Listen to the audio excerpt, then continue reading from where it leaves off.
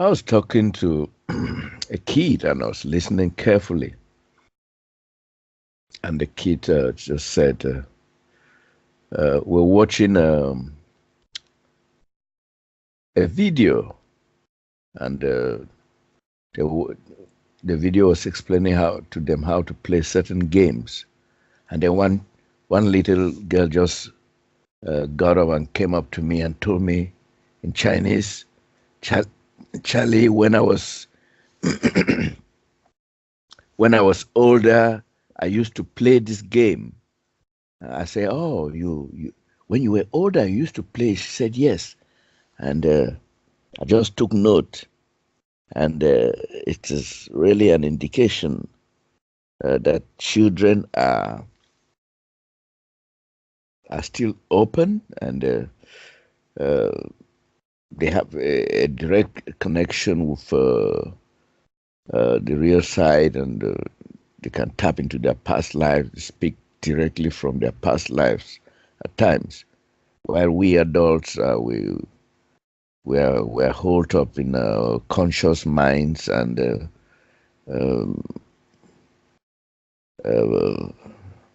let me say blocked. We have lost access to the real universes. William Blake called what I'm talking about the loss of innocence. We have lost our innocence, and Duane, I want to ask, can one, let's say, being physically innocent, tap into the real universes? Well, everybody does. It's just recognizing. It's a matter of recognizing it. It's not a matter that you can or can't. Actually, we're all standing there right now because it's an isness. It's all a completeness. So it's not about can or can't. It's simply recognizing it. That's all. It's that simple. And so, each person demonstrates how they recognize that in their own particular way, or if they want to, or utilize that, etc. So, you might say that people that are really good and have good intentions, and it's with your intent, that yes, they are, you can say, tapped into that. Okay, they are utilizing that, but they may not recognize that it is a reality that they can reside in, you see, because again, they have bodies, and especially their physical bodies, so they just think of themselves and others see them as a good person, but they don't see beyond that. It's the seeing and their intent. So they can be there, and this is where people that can see, psychics and whatever, they can see, oh, well, you have light around you and you're a good person, but it doesn't mean they can see and recognize the real universes. That becomes different. So again, because there's many positions of light, and especially in creation and the real universes, and there's that recognition there. So it's like we're all going through the school of life, you might say, okay, on the big scale. Here we go through these created schools in creation, but the school of life is on, and as we pay attention, now we have better reference material to more so pay attention, you see. So yes, I get the innocence idea and all these things, and yes, they are cute and they're workable, But again, the individual will demonstrate that. Well, the birds demonstrate that too. They demonstrate that reality, the reality life is. As an example, the sun demonstrates it. That's why I use the sun. But does the sun recognize what it's demonstrating? That becomes the difference. See, that activates the real awareness of the individual. It will just call it that. You need to have that activation to recognize the whole of life. But people can, unconsciously be utilizing that reality. You see? So again, it's a little bit of this and that, but again, that's the becoming more aware. Yes, children have it. That's why even we pick these images with children. I love the children because there is that innocence there. There's that purity, etc. It's demonstrated for those that can see it. This is why people love children. This is why many people love animals and whatever, because of the innocence. But it doesn't mean they recognize the reality, the real awareness, and its relationship to the whole of life. You see? You see the difference? But they have to decide to do that.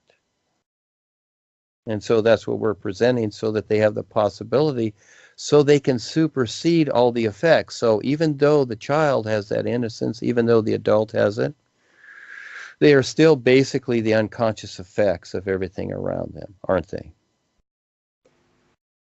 Yeah, they are. Yeah, they are. You see, there becomes the subtle difference. And people can say, well, I'm aware. Okay, fine. I'm not going to debate that, or I'm not going to say, no, you're not. Well, of course they are. They're aware of their situation, and they're good people. It's like, well, I'm a good person. Well, that's great. So again, you fit into society, and that person will continue to create a future, which they do. Most people do. They're chasing their future. They have ideas. They want to do this or that. And it's not about not doing that, but it's how you create that future. And that future, those ideas take you into future lifetimes. And so they will stay there, and they can be good people, hey, for lifetimes and lifetimes, but they will still just stay unconscious. They will go through the process. They will just grow old because they didn't take the time to recognize their real awareness, you see? Maybe they are religious, and it's like, well, I'm a good person, so my soul will be saved. Again, the soul idea is just that. It's just an idea. So they hang on to this idea, like belief, thinking that when they pass to the other side, well, they will go somewhere. Maybe they'll go to a nice place, and they'll think, oh, gee, I'm in heaven. But it'll just be the astral worlds or the mental worlds. Doesn't matter. It'll be somewhere in creation, because that was their idea of it. I suggest people to see What Dreams May Come with Robin Williams. That's a good idea, and I suggest many movies to see. Another one is Forbidden Planet in the 50s. Shows you how the subconscious works with the aliens, etc. It's a very good demonstration. And many, many others. And The Day the Earth Stood Still, because it's a warning that people still aren't heeding, etc. So there's the movies are very good objective ideas. But yeah, that's all workable. And yeah, there are good people in the world. Okay, and what are these good people doing, Charles? Let's take the best people in the world. What are they doing? I'm sure they have a good lifestyle. I'm sure they have good jobs. I'm sure they drive their polluting cars around. And they're agreeable to the system because they don't want to make waves. So unconsciously, these good people are adding to the demise of the planet and creation. Does that make sense? Not at all. Not at all. That's why we're here. So that's the challenge. And the bad boys that run this world and creation, etc., the Kalam God, they really don't like us because they like the control. And we're showing people how to free themselves from restrictions and authorities, that you don't need authorities. But again, many people have the fear of God in them, so they figure that, gee, if I leave God, okay, that's not going to be good. Because they're afraid. You see, you got to be a risk taker. Okay, you see. Go ahead. We'll take a little more time if you got more. We only see you once in a while now, so go ahead. Yeah. So why I laughed is because I was talking to a fellow foreign teacher here. We went out somewhere to the countryside with a Chinese friend to on the hills to go and witness their spiritism. Now it's the tomb cleaning festival, national holiday. So the hills the whole place is as if there are bombs exploding everywhere. And so I was trying to tell her, uh, give her some snippets of the new presentation. She told me, Charles, I can never leave my God, eh? I can never leave my God. You see, so when you say uh, they are afraid to leave their God, I burst into laughter because that was exactly what this lady was implying when she vehemently affirmed that she can never leave God. Well, Duane, there's a statement that may make some Before people. you get into that, Charles, can I say something kind of fun here Okay. with the Yeah, God yeah. idea? It's kind of fun. Then get into that. Thank you. Many people, they carry crosses, or they have, even in their car, they have little statues of Mother Mary or Jesus or something like that, right? Yeah, I mean, they sell this stuff all over the world, and people have it in their homes, or they have statues in their gardens, and so, for the fun of it, you can ask a person like this. It's like, well, do you have a little statue of Jesus or something like that on the cross or something? Do you have a little thing, that's maybe 6 inches high or whatever, something that you have on your table or on the mantle or something like that? And so. And most people do. They have something, or they have their cross. That's the idea. See, again, these things they reference, they're symbols of their faith or their belief or their God, whatever. See, again, however they see it. So let's say that, have you ever been in someone's car where they got this little statue on the dashboard? It's maybe Jesus or Saint Ike or somebody or whatever. Okay. And you can say, to these people that, well, I never leave my God. Well, it's like, well, here's your God, right? This little statue, whatever, you can carry that with you. And at the same time, become more aware. So you don't have to leave your God. You can still become more aware. See? Mhm. So something like that. Yes. You can have fun with people. Yeah, yeah, yeah. Yeah, they don't That have to is. leave their God. You don't have to leave your God. So it's like if you go to the movies, you're not leaving your God, are you? If you go to the restaurant or you go travel somewhere, you're not leaving your God. You can still have your God, but at the same time, you can become more aware. You see? Yeah, you can Yeah, do that both. that's Yeah, that's a creative way to reply them. Yet, yeah, yeah. So yes. I learned myself, and that is that, yeah, you don't have to give up anything. And so the idea here is that, it's like when we were children, we had certain things. Remember, we sucked our thumb, we had our blankies, we had our teddy bears, our dolls, and when we were young, and our mother maybe didn't want us to suck our thumb or, yeah, the blankie or whatever. I remember my daughter, she had a blankie. She had this big pink blankie. It was about 3 feet by 3 feet. And for years and years, she'd sit there and maybe watch TV, or we'd be talking. She'd suck her thumb, and she had the blankie in her hand. Well, over the years, the blankie got kind of stained and kind of funny. But what I did little by little is I cut the blanket up. I'd cut the edges off so it would become a little smaller and a little smaller. I did this just for the fun of it. I wanted to see when she would recognize this. And eventually, when the blanket got about 1 foot by 1 foot, from 3 foot by 3 foot, she would giggle. And I would say to her, because she was like 5 or 6, I would say, well, do you see anything different about the blanket? Hmm. She would just laugh. Of course she did, because kids see everything. They do, but I still did it. You see, it's that recognition. It was fun raising my daughter. She's a sweetheart. Yeah. So again, I kind of did. I kind of had some fun with it. So the same thing is that she still had her blankie, but she was becoming more aware. You see, I'm not going to take her blankie from her. Yeah. How could when there's a excuse me, there's a statement you make which make some people really flabbergasted. The fact that you say we're all in this life together, and which implies we face the same problems. We have to struggle here and all the like. This may make uh, some people ask, is he not the new man? Why should he be talking like a commoner? Could he not just overwrite whatever problems they are, or whatever challenges, rather, not problems, there are, and have a niche for himself here? Why should he say we are all in the same life and experiencing the same things when he could be in a special category of his own?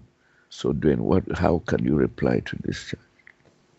Well, that's interesting, Charles. Yes. So again, way back when I decided really not to play the role. Okay. So again, it's like a business where, there are the workers and there's management, there's supervisors, there's executives, there's presidents, etc. And a lot of people play the role is what they do.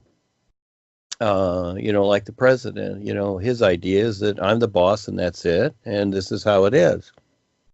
Well, that's not how I see things. And I see, because of what I've come through and what I've experienced with others, especially Harry now that's up there on stage, etc. He plays the role. And the president and the Queen and the Vatican and whatever, all these people, the military, what have you, the generals, whoever, the emperors of other countries, whatever, the diplomats, they play the role is what they do.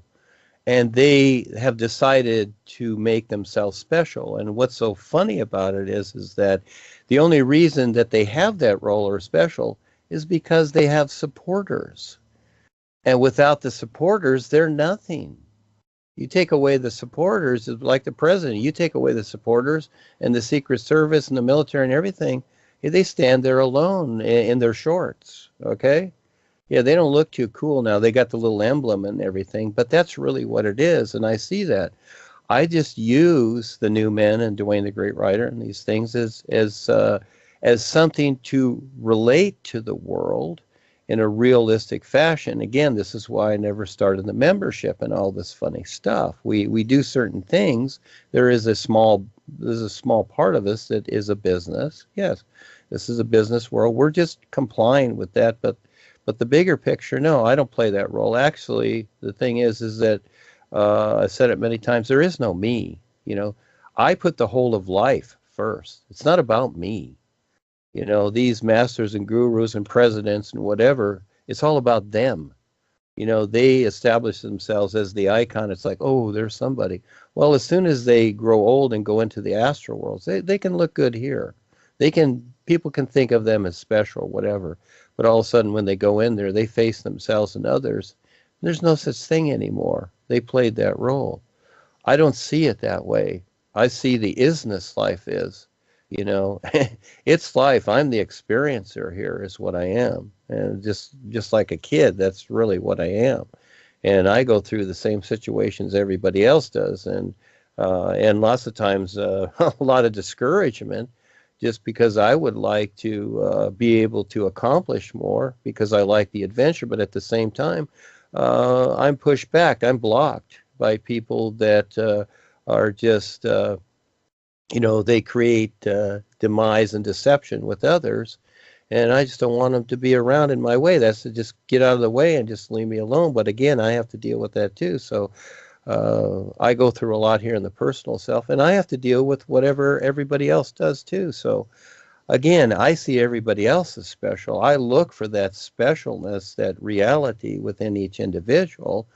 And for the most part, I have to trick people into being wonderful because, again, for the most part, they're too stubborn to be wonderful.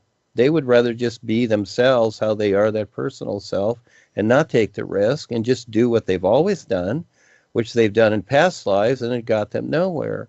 So again, I applaud the risk takers, people who will step up. And here, you've got the new you, you've got the real guides, the whole of life is backing you.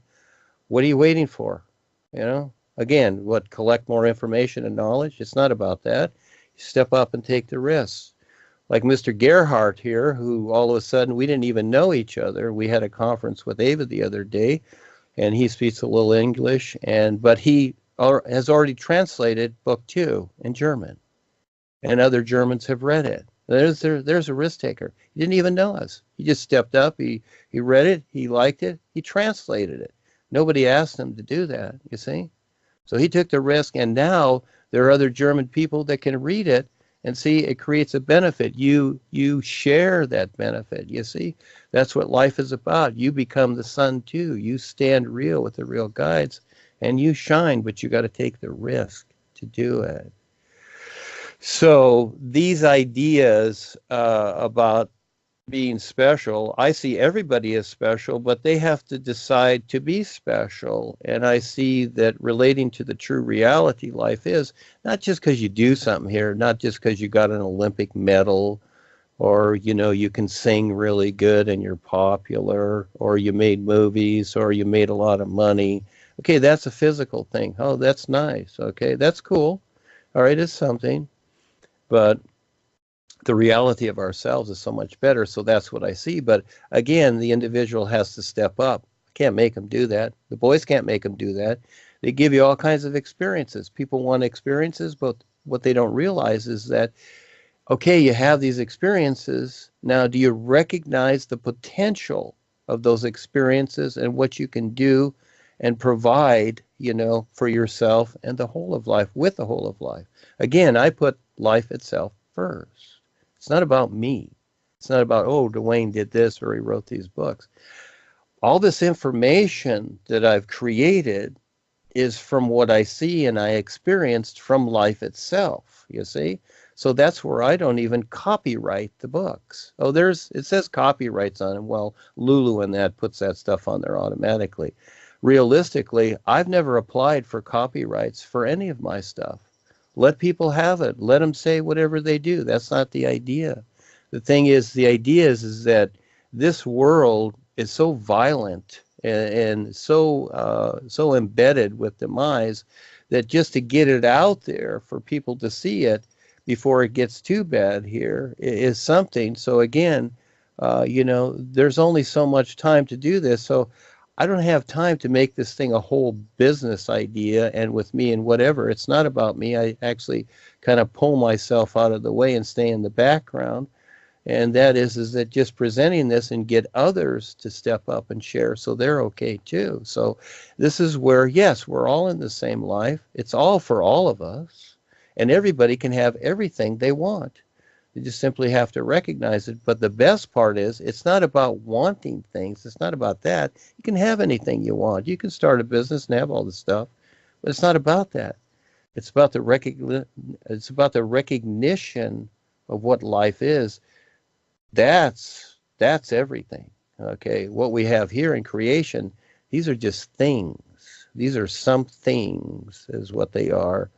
And you can decide to chase that as long as you want, but while you're here, you can still have it too, etc. But getting people to step up and see themselves and being okay, see, that's cool. That's what I see when the person steps up and they are ready to stand real with something that makes sense in this senseless world. The world is senseless. So it's about 100% senseless. It doesn't make sense that we are poisoned and we agree to it. That's nuts. And so again, this is what we have to deal with. But at the same time, those who have the courage to step up and say something, do something, And then to share, okay, that's what life is about, like the sun shining. That's why I use the sun. So, yes, we're on with our fun adventure here, Charles.